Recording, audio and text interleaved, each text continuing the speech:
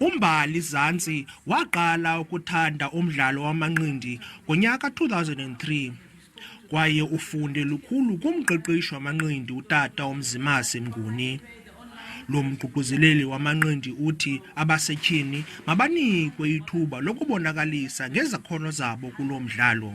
Sithetha nje zingamashumi 52 imbithi manqindi zasetyhini kwaye bangama31 abaququzeleli balomdlalo basetyhini.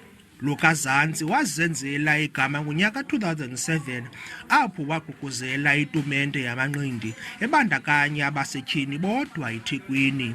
Sukela ngoko zange ajonge ngasemva. Amantombazana wona okanye abantu basetyhini abapromothayo bayanda, iyasincedisa ke loo nto leyo because isincedisa ekuthini sikwazi upromotha sithi sa omnye apromote nomnye amantombazana nomnye apromote namayoko awakhe amantombazana. Abaququzeleli bamanqindi basetyhini bafuna eli nani labo lishokoxekileyo likhule. Uba ngaba besipromotha la mantombazana enazo ii-chances unyaka wonke ngebe baninzi abantwana.